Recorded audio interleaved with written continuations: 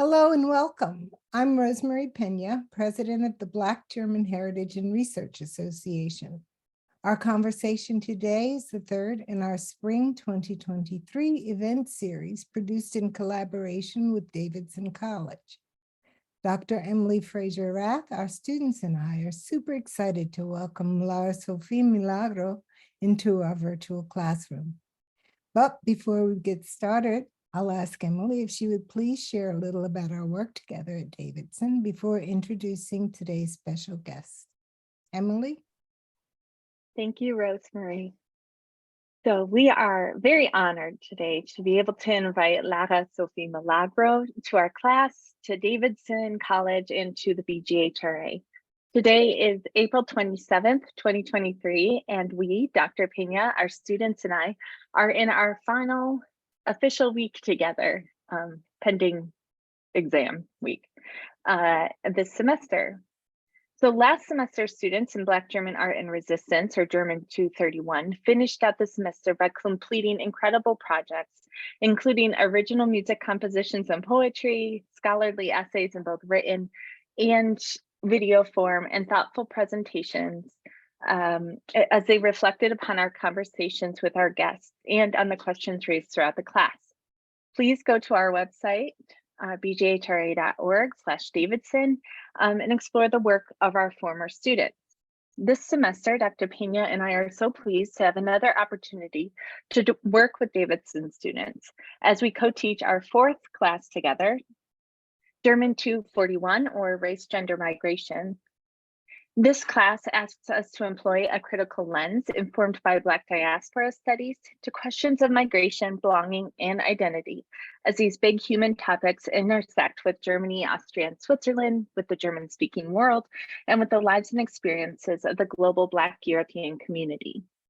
This class, like its predecessors, both last semester and last year, consists of three parts. It is first an exploration of the aforementioned themes by employing humanity-based lines of inquiry. Second, it is a community-based learning course as we support the BGHRA through our work, and will feature our final projects, as we have in the past, on the BGHRA archive. And third, it is most importantly an opportunity for students, and through these recordings, our broader BGHRA and Davidson communities to speak with people whose lives and work intersect with, influence, shape, and inform Black European diaspora studies. I would like to thank my colleagues in German Studies here at Davidson. Thank you to Drs. Burkhard Henke, Maggie McCarthy, and Scott Denham for your continued support and encouragement. And thank you to Amber McIntyre, our former administrative assistant, and Susan Archer, our new administrative assistant, for making these visits this semester possible. For making this conversation today in particular possible, I would like to thank Sherry Nelson and Davidson Arts and Creative Engagement, or DACE. Thank you for believing in and supporting our ongoing project. So in a moment, Dr. Pena and I will fade into the background and play moderators for the remainder of our time together today. We'll allow our students, and obviously Lara Sophie, to have the floor. Our students have prepared incredibly insightful questions based on their engagement with 3 of 7, almost 8 or 9 episodes of Decolonizing Glamour Talks, which is an online YouTube series which Lara Sophie hosts and then also performs in. So we'll talk a lot about that today. Lara Sophie-Milagro was born in Berlin, Germany. She is an actress known for many things now, but for her work in Dogs of Berlin in 2018, in Tatort, in Baltic Crime Watch. She is also a co-founder of Label Noir, one of the first, if not the first, solely or Black European, Black German acting troupe in Germany and based in Berlin. And there's just so many other things to say, but I'm going to leave that to Lara Sophie and to our wonderful students. So I'll pass things on, and I'll be here if you need me. Thank you so much, Emily. And Hello to everyone. Good evening, or rather, good midday on the other side of the ocean. I'm very happy to be here today, and I feel very honored to be given the opportunity to speak to you today, even though we're so far apart from each other. And I think I already said that last time when I was invited to give a keynote, I think a year ago, that it's probably one of the very few good things that the corona pandemic brought us, that it established technologies that allow us to come together and work together, even though we're far apart from each other. So heartfelt thanks to Rosemary Pena, and also to you, Emily, for inviting me to this class. And also special thanks to KTN Peterson and Gunnar Klingman for subtitling some of the Decolonize Glamour talks. Altogether 12 Decolonize Glamour talks. And yes, thank you so much for KTN and Gunnar for all the work and effort and time and expertise that went into that. So yeah, heartfelt thanks. And I can't wait, so much looking forward to hear your perspectives and thoughts on the Decolonize Glamour talks. That's to say, some of the issues raised in them. Emily already introduced me so beautifully, so I just want to very briefly say something about me and my work, so we have hopefully more time to talk and discuss. So I'm Lara Sophie-Milagro. I'm an actress, also working as a producer, writer, and director. And as Emily already said, I'm co-founder of the Afro-German artist collective, Label Noir. I was born and raised in Berlin, and I'm also based in Berlin. After my school leaving examinations, my Abitur, I went to London, to the UK, to study acting at the Royal Academy of Dramatic Arts in Goldsmith College. And then I returned to Germany in 2001. And at that time, the German art scene, especially film and theater scene, was very different from today. Although it's only 20 years ago, but it was very, very, very different. So you would hardly find any person of color, let alone Black person, in especially film and theater, off screen or behind the screen, on stage or backstage. And if you maybe saw someone somewhere, it was mostly in very stereotypical cliche roles like drug dealers, refugees, DJ, servant. Also, blackfacing was still, and still is, but at least we discuss about it now, a common practice that was not questioned. And that was the situation that here in the German art scene when I came back in 2001. And so I had a very hard time finding work as an actress. And that's why I decided to go back to university, and I studied opera singing at the University of Arts in Berlin. Finished that with a diploma, and then went back to acting because that was my first and foremost love, and also because things started to change by then. So that was like 2010, 11, 12. One event that decisively contributed to this change was the fact that the so-called blackfacing debate arrived in the German mainstream. So it had been something that, of course, in the community amongst, Black and POC actors, we've been discussing that since a long time, but in the mainstream, it was not questioned at all. And that arrived in the mainstream in 2012. 2012 was a very important year for the German theater and film scene. And this blackfacing debate in the German mainstream was started by an American, Bruce Norris. Some of you might know him. He is the author of Clyburn Park, that won the Pulitzer Prize, I think, in 2011.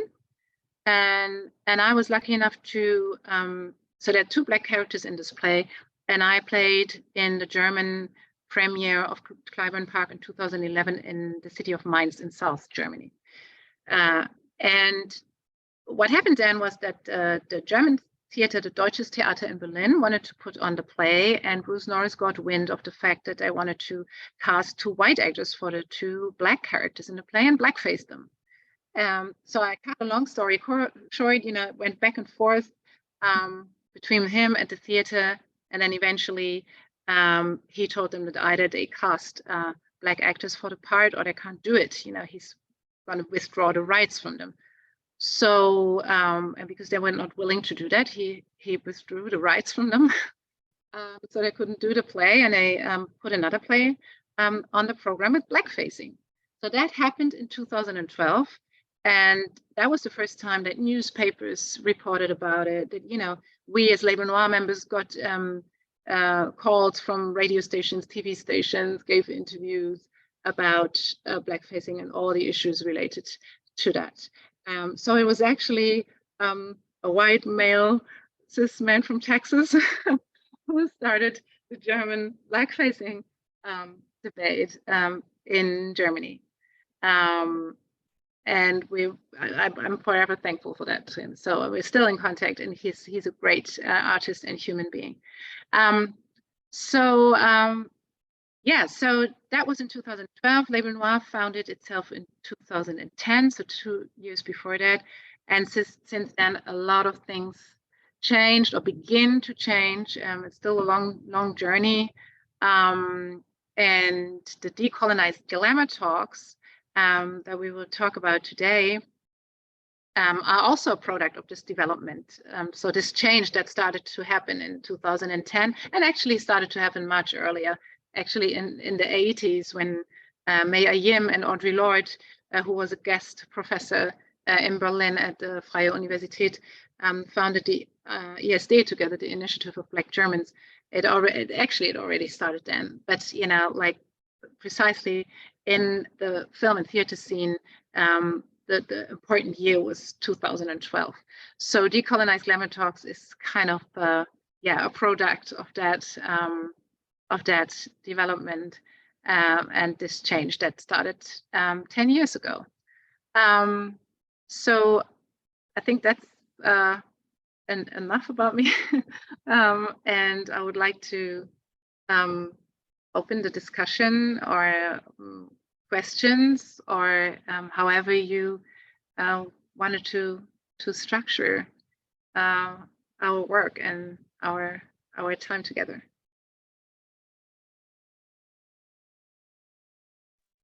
Yeah, I'm Kenny, and I guess we'll just start with questions. You're talking about how things have kind of changed, with these like the representation on television of minority people and like the stereotypes that they're creating. And I just wanted to talk about your experience on Dogs of Berlin and your role and how like basically like this representation, how is it carrying over into German society, and like how is this role making people view the Afro-German community? Mm-hmm. So you mean you precisely asking for my experiences in this Dogs of Berlin production? That, and like I guess for basically your thoughts on the entire industry, right now as well, like how these things have changed, and like what do you believe like the current view is basically of Afro-Germans based on this like mainstream TV representation or just media? So I think I think this is a very interesting time because a lot of things change, and I think for the first time really changed and are really questions, because there have been attempts before in the German film and theater scene to to introduce new perspectives and new stories, new faces to the stage and screen. But it was only within the course of COVID, the Black Lives Matter movement that was really big in Berlin.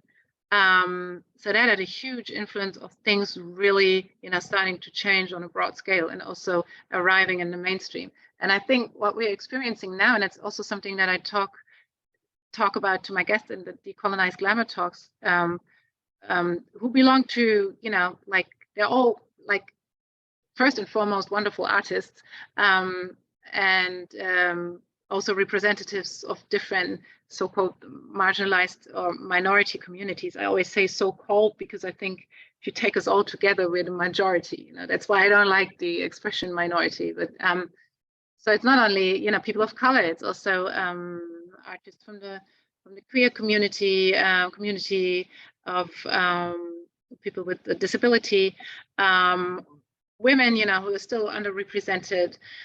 So I think,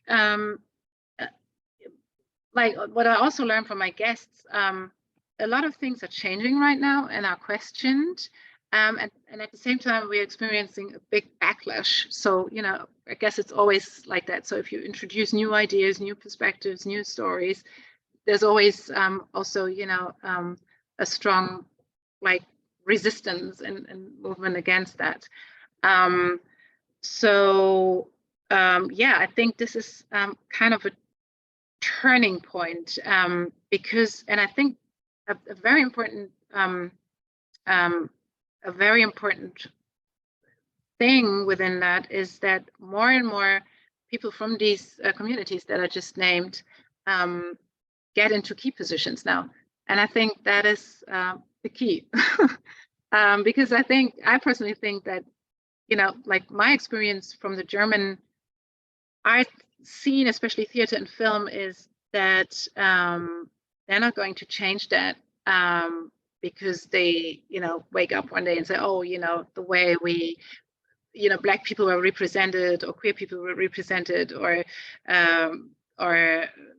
people with a disability that was, you know, not right, or, you know, we didn't really represent them at all and we shouldn't change that now, and let's, you know, give them some room and some space and some visibility. So these communities, they did that for themselves.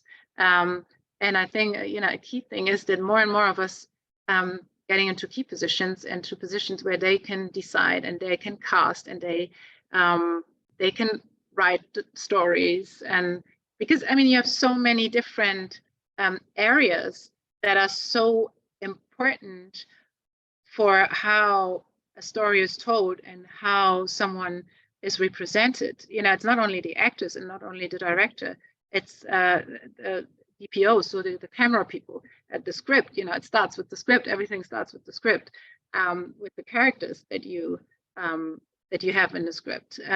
It's hair and makeup. I also have, you know, one of my guests in the DECOLONIZE GLAMOUR Talks is Reem Zemoye, a hair and makeup artist. And, you know, she has amazing stories to tell about, you know, her career as a Black woman of, in this field, in this hair and makeup field, and how the perception of beauty changed during the past 10 years. So, yeah, so that was a long answer to your question, but I think actually, particularly compared to 5-10 years ago, I don't know, when was Dogs of Berlin? I think that was 2018. Things are very different now. And Dogs of Berlin, it was, you know, for me and my, the Tyron Ricketts, who played my husband in the series, it was a big thing back then that we were not cast as refugees and that we were allowed to speak German and not broken German. But still, you know, it was like, I mean, it was criticized from many sides, especially for its depiction of people from the Arabic community. Also lots of, yeah, stereotypes. But for that time, it was great. So, yeah. Thank you. I guess I had a question. My name's Graham. I want to thank you more about, you said you were talking a little bit about just like bringing new faces into the industry, and I guess with minority groups in general. What types of, I guess over the past 10 or however long years, what types of, I guess, pushback happens? I guess I kind of think of the entertainment industry as a very like, not, I guess, gatekeeping type of industry. And like if that kind of plays into trying to bring new faces, I guess, yeah, into acting, entertainment, and what types of challenges you have either heard of others go through or yourself. Mm-hmm. I think a lot of the challenges that so I can particularly speak for the POC BPOC community or actresses from that community. So I think a lot of the challenges that we faced had to do with the fact that in Germany, I think probably more than in any other country, or maybe I think it's a feature of the German-speaking countries. So probably also in Switzerland and in Austria, and because my partner is Swiss, so and I experienced it. It's very similar in Switzerland. Although, like culturally and historically, many people think like Germany and Austria and Switzerland are virtually the same, but they're not. So they're very different. But what they have in common is that the notion, and then so when I go back to Germany now, so the notion of what is German very much depends on your so-called color of skin. So and actually a certain notion of race, and we all know where that comes from, historically. So it's quite scary actually. So if you go back to like why was it so difficult? It still is. I mean, things are changing, but as I said, so that only happened within the past like 5 years or so. So why was it so unthinkable for such a long time, and still kind of is, that you have somebody with Asian features or Black features or Arabic features representing the German culture? And if you really go to the core of the problem, it's because it's a so-called race issue. We all know races do not exist, but it's so deeply rooted in this country, from history and from what they believed for so long is typical for a German person, and is necessary to really be German. And that's in Germany is really much connected to your appearance and to your so-called race. So I think that's, so from my perception, that's also a difference to the US, but maybe you can say something to this, but to the US and to the UK, where you of course also have racism, but I didn't, so from what I experienced, it's not questioned, so at least not as it is questioned in Germany, that a Black person or a person with Asian features is American, so and that is like that is something that happens in Germany all the time. So that that it's questioned that you're German, or that that you actually, so people ask you where you're from, and you say from Berlin, and they ask you where you're really from, and they don't ask that your blonde girlfriend next to you, or for example, my daughter is white passing. She has blue eyes, blonde hair, curls, and we also ask all the time whether I'm the nanny. And it's very interesting, they don't ask me whether I adopted her, they ask me whether I'm the nanny. So that tells you something about where they place us in the social hierarchy, me as a person of color and her as a white passing person. So I think, probably to answer your question, I think it's probably, very sort of challenges that we're facing are very complex. And of course, I can't talk for everyone in the Black community or POC community, because I also learned from my guests at DECOLONIZE Glamour talks that, for example, Asian or people with an Asian background, they face other prejudices than white people, and people from the queer or colleagues from the queer community, they have their very own challenges to place their stories and their perspectives. But there's also like a red thread that seems to go through all the talks, that seems to all of these people were all very different, but what they seem to have in common in terms of experiences concerning the challenges they faced. So I think it's a bunch of a complex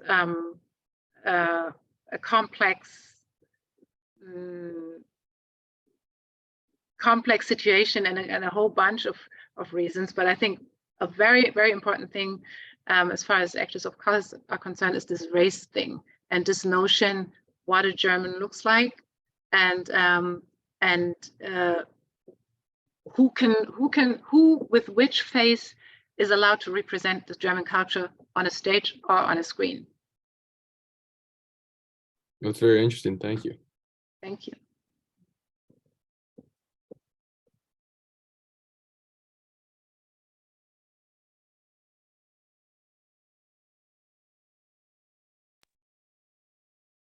Maybe while we're waiting for the next question, could you give us a little background about Decolonize Glamour Talks? How did this come to fruition? Who had the idea? Where, how did this sort of meld into what it is now? Yeah. So the concept for decolonize. So when I conceived the concept for Decolonize Glamour Talks, I guess what I wanted to do, or what I wanted to get away from, were debates about diversity in the arts and culture in Germany that always begin at, so that's what I experienced, at -100. So that we have to, discuss again and again what I consider to be basics that shouldn't be discussed, like can a Black actress play, I don't know, Julie in Romeo and Juliet, on stage? Is that possible, or do we have to explain where she comes from? Is it possible to, to cast an actress with Asian background for a story, for a mother-daughter story?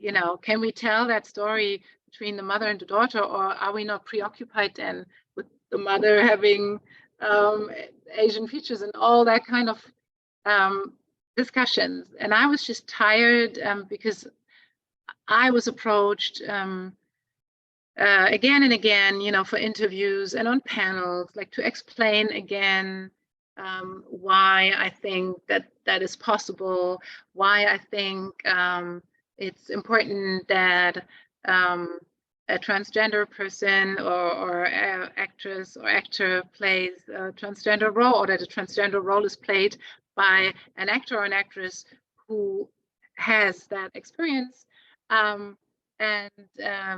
Is it not unfair if we have a, do you say in English also quota for women, because the best one should get the job and not, because we have a quota?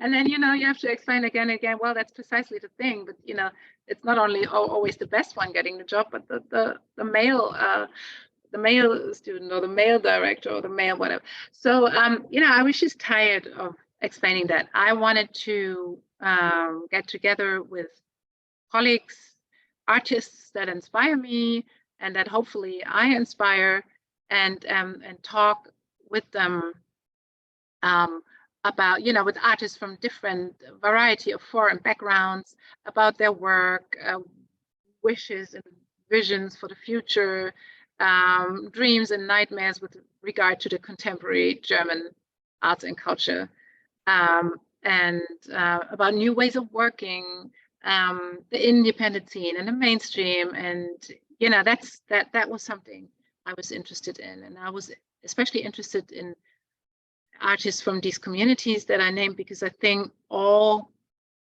or almost all the important impulses and revolutionary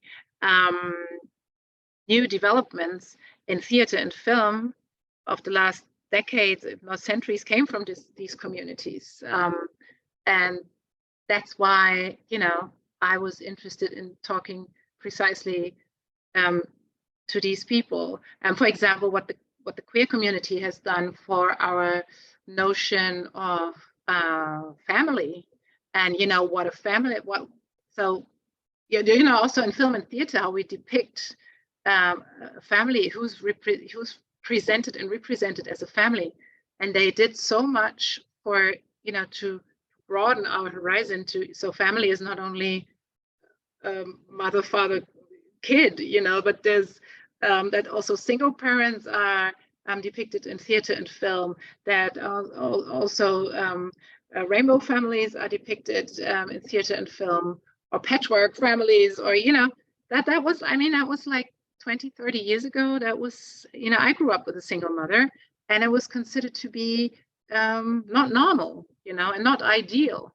And so much happened in the meantime, and a lot of that we owe to the queer community, or the community of people, artists, people with a disability who, and I didn't know that myself, I only learned that through COVID. They were fighting since a long time for, something that we call Zoom today. But back then it was called Skype, or, it's like, because, so that they could also participate in rehearsals,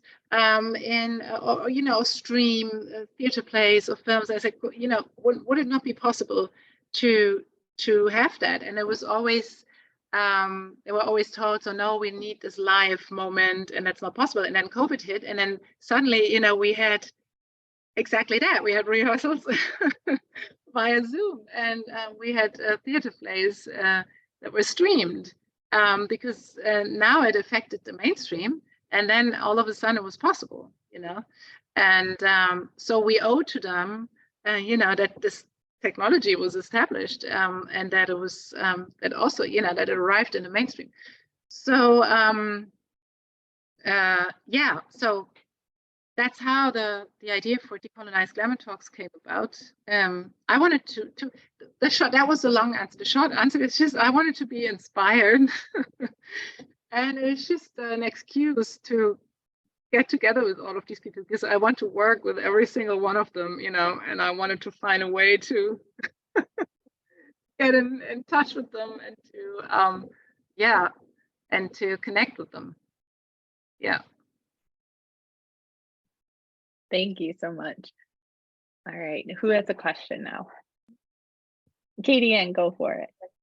Yeah, hi, I'm Katie Ann, and I'm one of the students working on the subtitling translation Thank you project. so much. So no, thank you for the opportunity. It's been a really good learning experience and a lot of fun to figure out how to do it in the best way possible.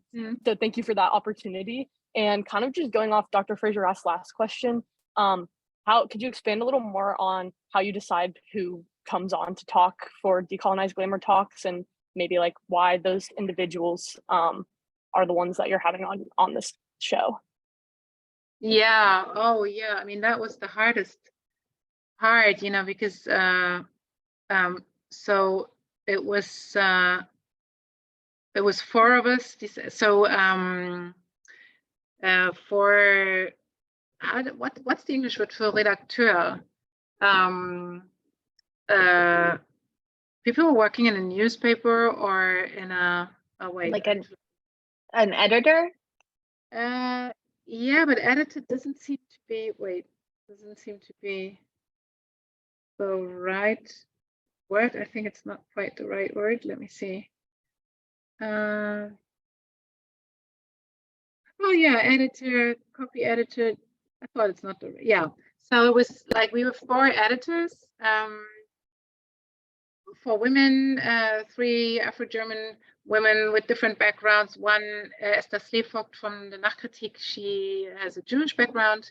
And I also, chose my co-editors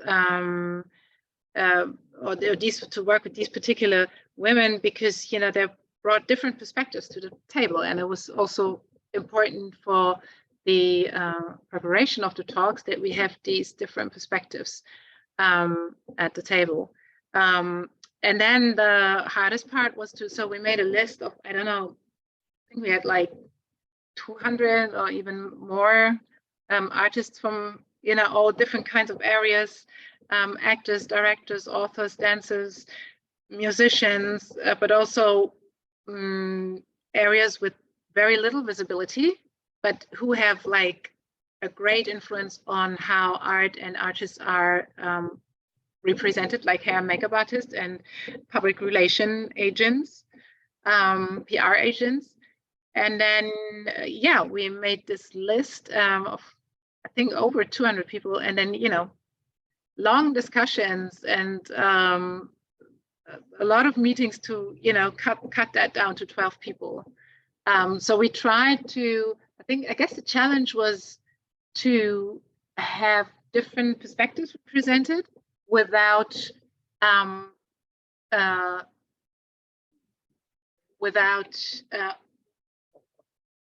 you know, choosing these artists, which we didn't anyway, because the main thing was we were interested in their work, but you know, choose them so that the only thing they can do is represent their so-called community. So, you know, we didn't want tokens.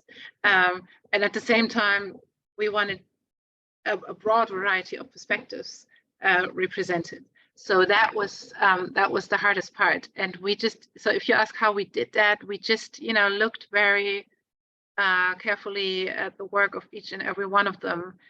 You know, we discussed which perspectives are important for us to have on a talk show, and, you know, intersectionalism, so that it's not only, you know,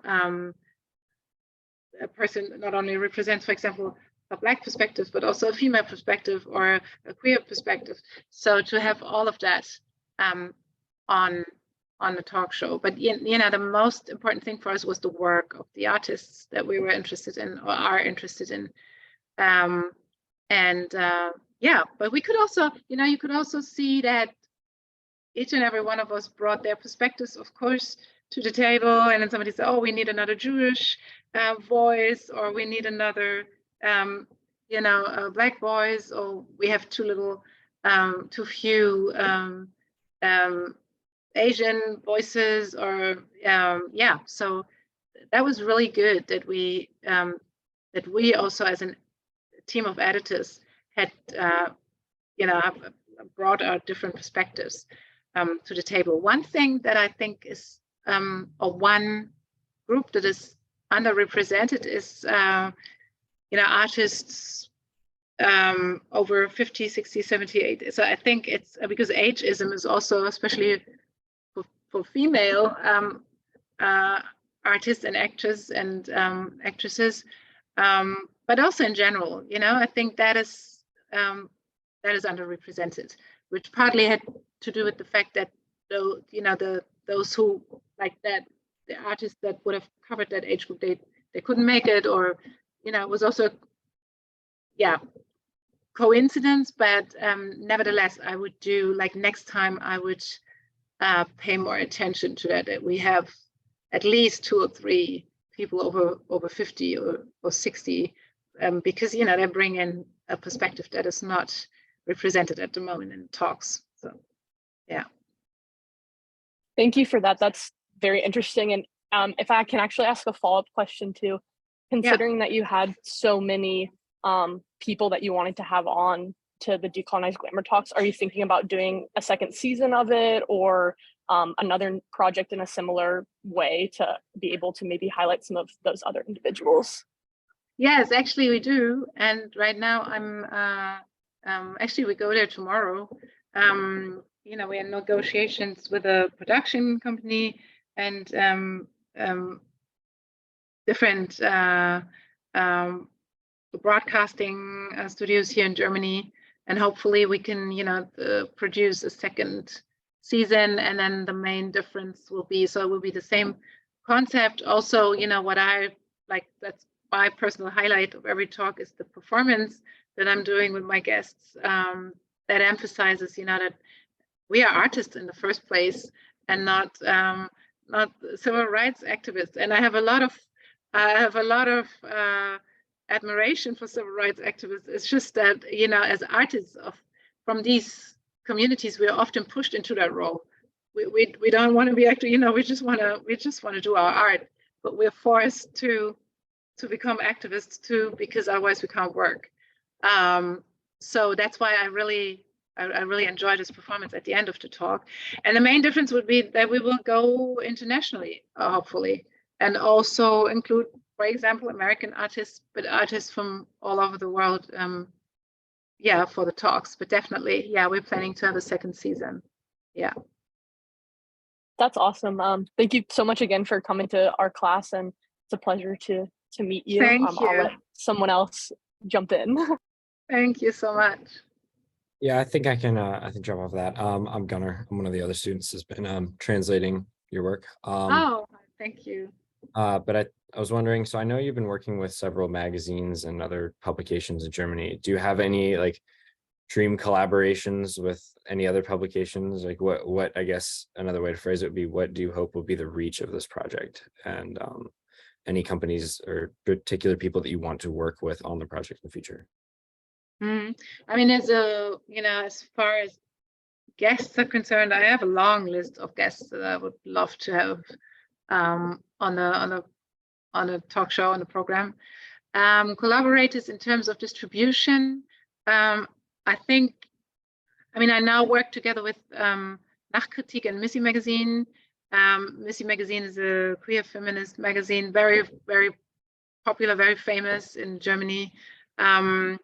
And Nachkritik is an online platform, also I think the most important online platform for theater criticism and theater reviews. But I think so that was great, or is great to work together with these two, Missy Magazine and Nachkritik. I think it would be great, if we could have access with DECOLONIZE Glamour Talks to a main German TV station, because it has just, so in terms of distribution, it reaches so many more people, and I think that's really important that the messages and the discourses, the issues raised in DECOLONIZE Glamour Talks are brought to also to people outside of the bubble who are interested in these topics anyway. So so I hope that, I don't want to give out any names or so at the moment, but I hope that we're gonna have a big TV station that we can collaborate with, so that we just have a very broad distribution. Cool, thanks.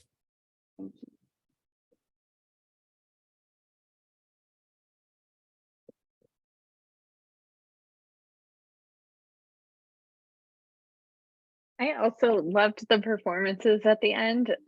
My job was to translate the one with Nashifia and Fitzish, and now I have downloaded her album and can't stop listening to it. It's like really good. But I was wondering, there's obviously multiple genres here, and you may not, as an actress, feel like that genre, one or the other, is like your home. So how did you get into that space to, on one hand, do it was sort of a serenade, on another hand do a skit or a part of a play, on the other hand do a rap piece in the middle of Berlin? How did you get into those different roles, and what did that look like? How did I get into these different roles? I guess my profession as an actress helped to get into the different role. I don't know, it was just because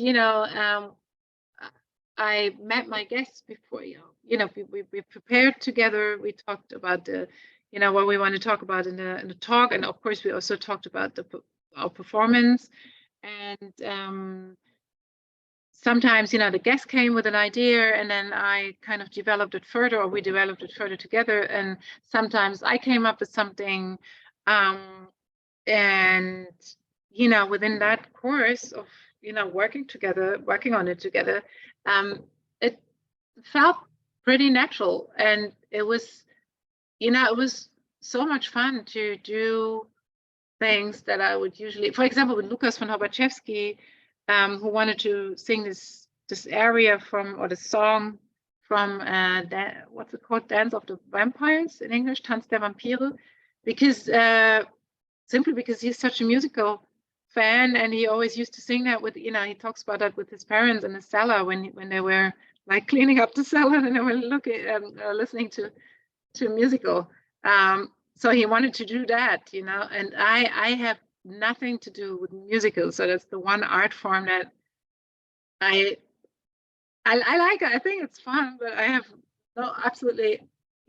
no relations to that at all. And then, but it was great too, because Lucas wanted to do it, to learn that area and to rehearse together with him and do the recordings. And I think it turned out beautifully. So I just, I feel so blessed that I was introduced to so many different things that I think I wouldn't have done without these guests. So it was not, it was really, I think it was more work like for our camera people, and they had to come up with new ideas for every performance, and how do we do this and how do we do that. But for me, it was work, but it was really nice. I really enjoyed it. Yeah.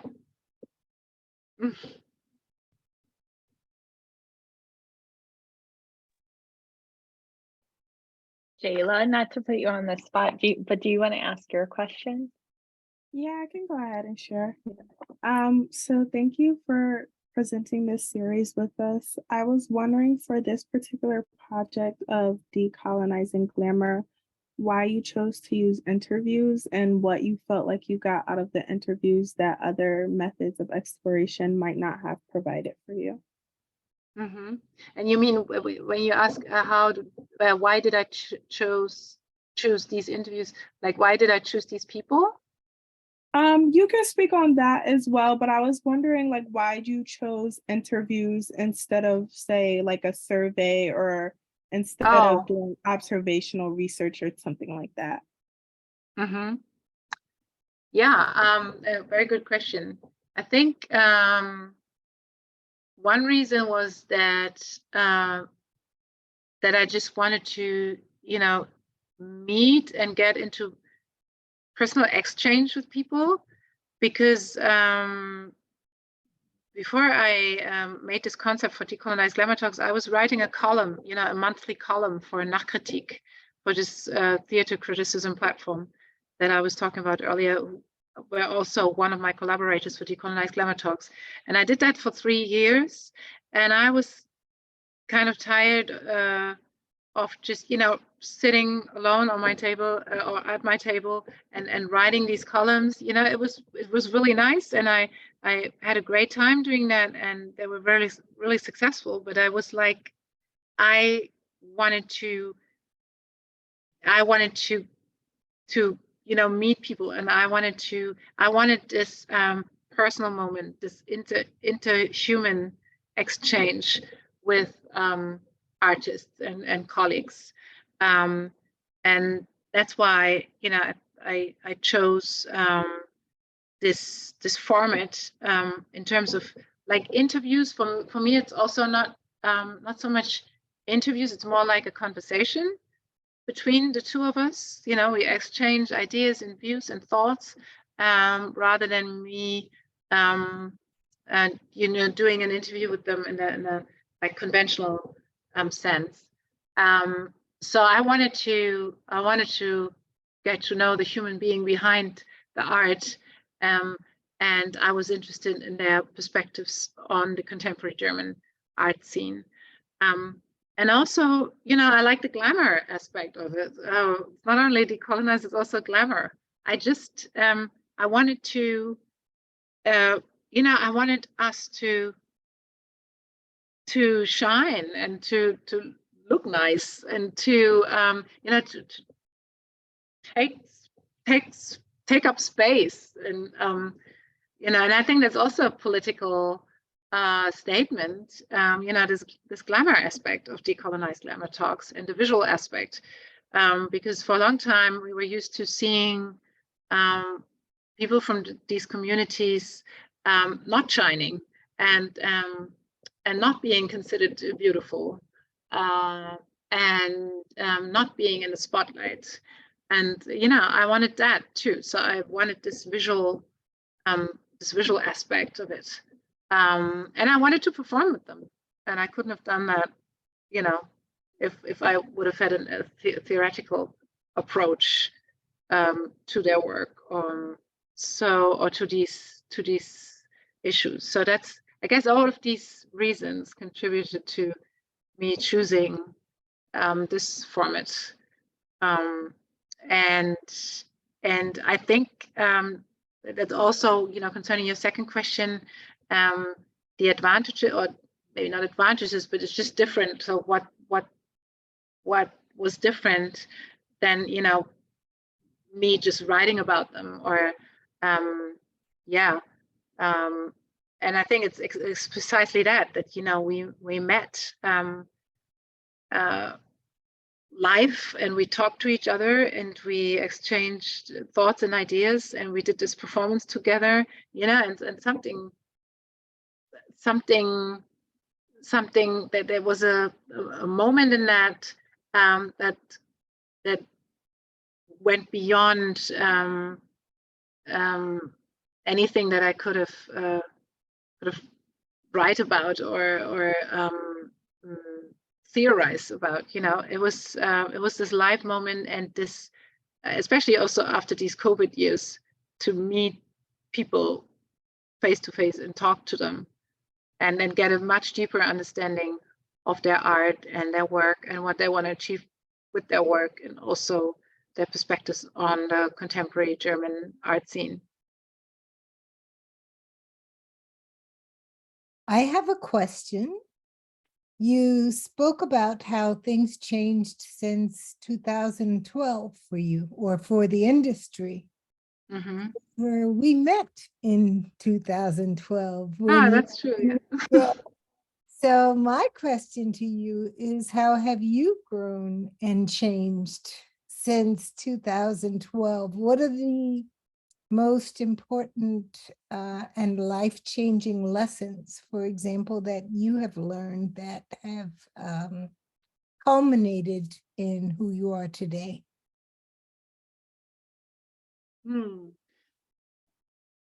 Well, of course, within the past 10 years, there was a lot of things on a private level or professional level, or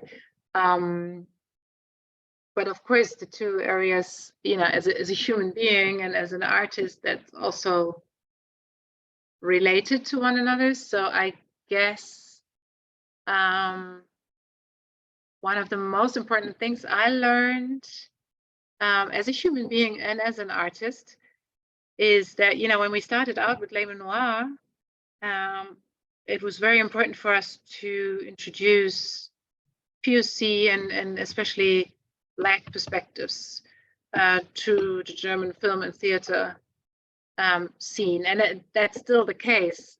But I think what I understood on this journey to today is that for me, it's very important to work, is that also the English word, intersectionally? So then, I understood you can't do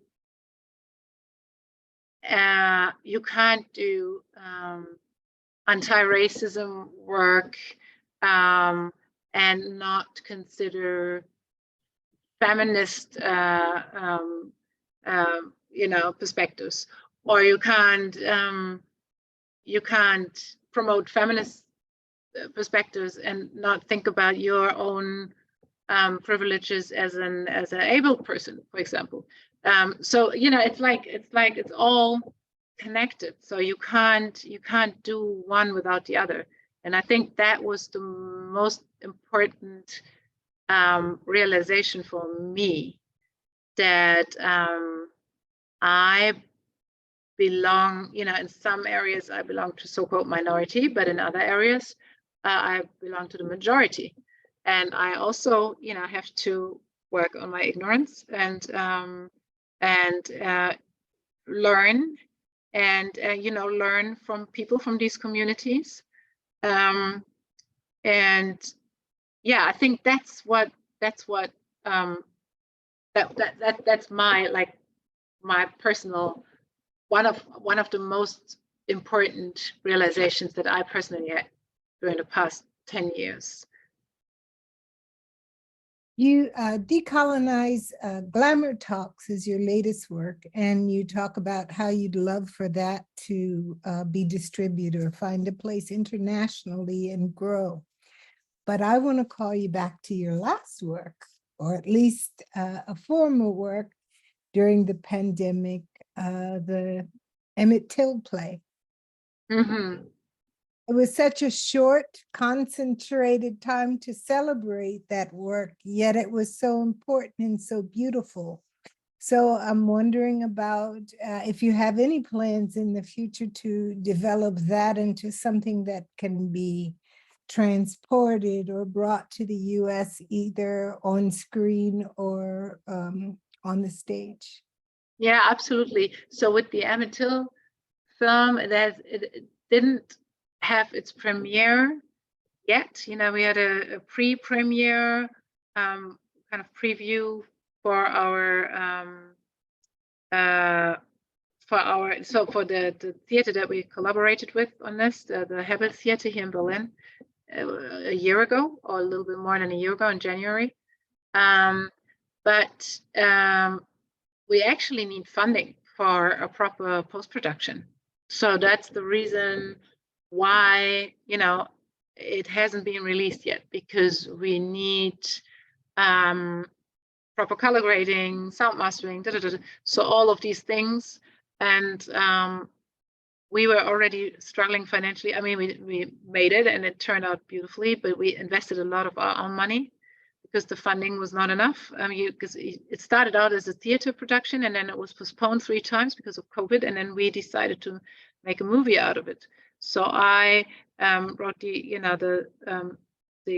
adaptation for the screen, and and suddenly it was a film production. Of course, film is, financially it's another thing than a theater production. So so we made it. Still, we made it, but now we need we need funding for post-production. And unfortunately, in Germany, the situation here for the arts is that after, during the pandemic, there were, lots of funding, or let's say more than in the years before, for the arts, because they realized how much they need the arts, and that they have to support art and artists through the pandemic. But now they're all, it's cut. Everything is cut down again. So it's very difficult to get funding for that. So yeah, we would love to do that. We would love to, introduce it to an international audience, especially because I think the approach that, to tell the Emmett Till story, and in the movie there's seven characters, 5 Black characters and 3 white characters, and they're all played by Black actors. And I think that's a very unique approach, and I would love to bring that to a broader audience. I wondered if you could actually talk a bit more about that, because at the time when you were doing that, and there was a moment where you could watch, I don't know if it was a live stream or a recording or something online, and Rose and I did that. And what does that mean? And then I also noticed, obviously, in the Nashi 44 movie that you did together, the music video at the end. On one hand, you're bringing the Emmett Till story, which is a Southern US story, to Germany. And then in this film, or the music video with Nashi, right, you have the names of the streets that you want to rename M-Straße as, right? And one of those streets is Harriet Tubman. And I wondered if you could talk about that transnational sort of bringing stories of, Black survival, or and that sort of thing, or not survival in the case of Emmett Till, to the German context, and what that does for you and for these narratives. Yeah, I think, what we wanted to say, show, especially I, because I acted in it and also directed it, with the Emmett Till movie was that it's an American story. It happened in the US. And it happened like 70 years ago, approximately. But at the same time, it's also a German story. And, you know, it also happens daily in Germany. And it also happens today. And I personally think that the Germans, I don't know about the US, but the Germans like to talk about racism, also in the arts, in film and theater, as long as it's not in Germany, it's taking place in the US, because the US is the country where racism takes place, which might be true, but I feel, or not might be, it is true, but I feel that in Germany that is often used as an, you know, as an excuse not to deal with their own racism. So because there's this country, the US, where so many horrible things happen, and so they can point, you know, to that and say that that's so horrible, and compared to that, it's not that bad here, you know. And it's not true, because I mean, you know, things like, you know, what happened to Emmett Till also happened and happens to Black people and to people of color in Germany, and it also happens today. So and for me, it was important not to tell the story as a kind of historic, you know, like kind of something, a story that is long ago and happened in the US 70 years ago. And here is what we can learn from it, but it's long ago, you know, and it's, thanks God, you know, we're living today, and it has nothing to do with us today, but to show like the continuation of post-colonial structures, and how they contribute to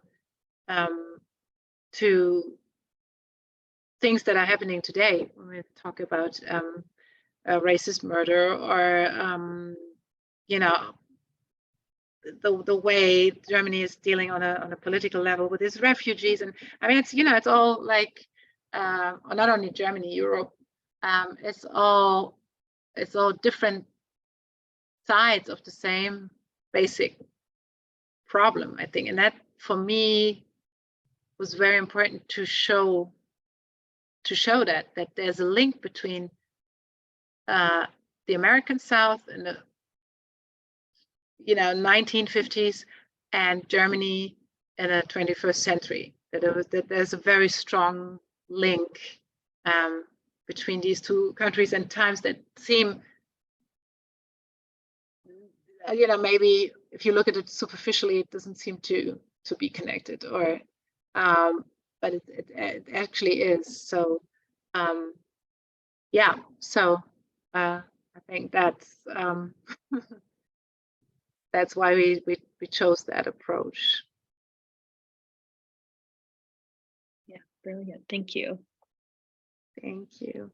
Katie Ann, did I cut you in line? I did. I'm so sorry. No, you're good. I just wanted to kind of ask, in talking about the idea of an international audience, and like with the project we're working on with you, how do you view language in connection to your work? And I know you kind of mentioned that a little bit when answering Kenny's question, and talking about Dogs of Berlin, you kind of touched on it, but how do you view the importance of language, or in connection to your work? You mean the importance of, or could you explain? Maybe I didn't quite get what you mean. Like the importance of language in my own work, like in like fictional work, or you mean the importance of language in specifically DECOLONIZE Glamour talks, or? I guess kind of both, like especially with trying to open up some of these talks to a broader audience, and like how do you find that process, and kind of I guess also like perceptions about language, which you kind of mentioned with Dogs of Berlin, but how do you find that either as a theme in work, or how does your work like fight against the idea of that like language idea? I don't know if that makes sense. I kind of rambled there. I guess you mean, because as I mentioned that in Dogs of Berlin, so we were so happy. But then I thought, wait a minute, Tyron Ricketts, who played my husband, I think he had to speak broken German actually in Dogs of Berlin, because I mentioned that, right? That's what you mean. Mhm. Yes. So I think in general in my work, or what I also found important doing Decolonize Glamour Talks, is that we talk also that we use a decolonized language also. So for me, that means, not to use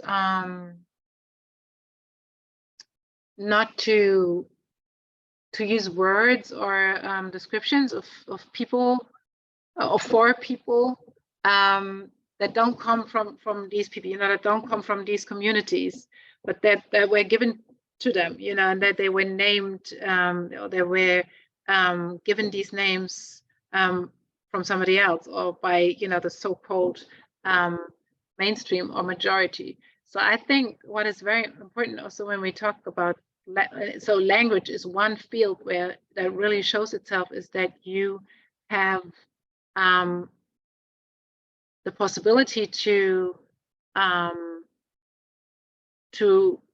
represent yourself the way you want to be represented, and not to have other people deciding for you how you should be named, or how you should be depicted, or how we should talk about, like if we take it to a more general level, how we should talk about art or the contemporary art scene in Germany. Because what I mentioned before, what I experienced again and again, is that we also, in terms of language, talk about basic things here, or discuss basic things here in Germany. Like we're still discussing whether it is okay to use the N-word or not, or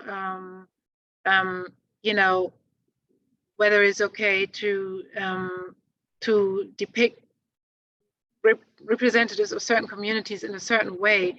And I think what is really important, if we talk about representation and if we talk about language, is that and also to break this continuation of colonial structures that I was talking about earlier, that right of self-definition, and of course language has a lot to do with that.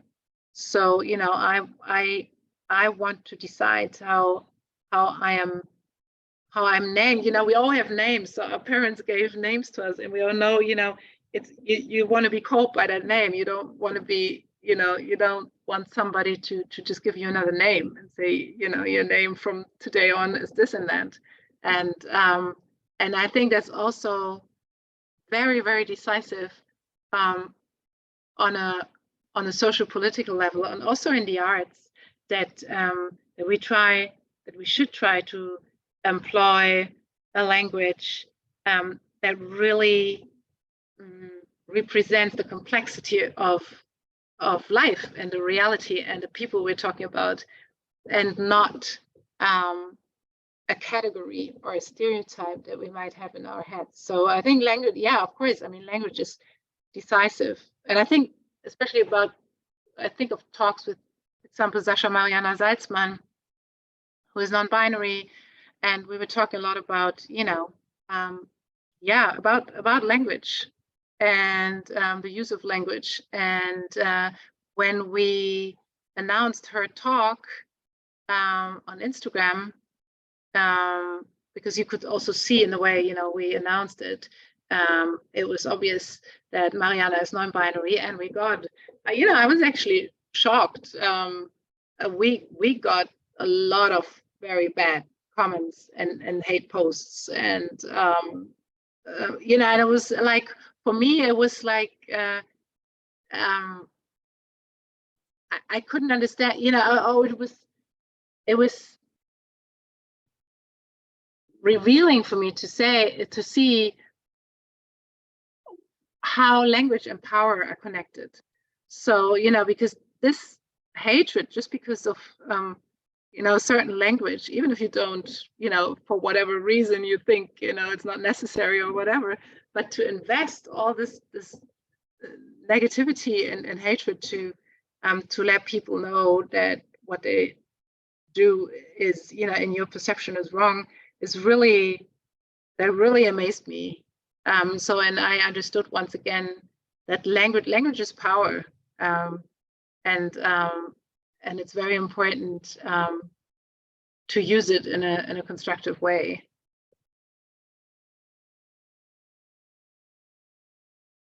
Thank you for that. Well, I think it's about that time, sadly, for us to close. So thank you so much, Lara, Sophie, for joining us today and for sharing so much of your important work with our students. We are eternally grateful to Davidson College for making all of these critical conversations possible for us. A special shout out to our brilliant students whose curiosity, thoughtfulness, and hard work make our time together especially productive and fun. Today's recording will soon be on our YouTube channel at Black Germans. There you will also find Lara Sophie's keynote from our 2022 BGHRA conference, along with her 2012 roundtable presentation at our second conference held at Barnard College, Columbia University. Please subscribe to our channel and turn on the notifications. We'll also make sure to put a link in the description of today's talk so you can find Decolonize Glamour Talks. If you sign up for our notifications, you will always be alerted when our new videos appear.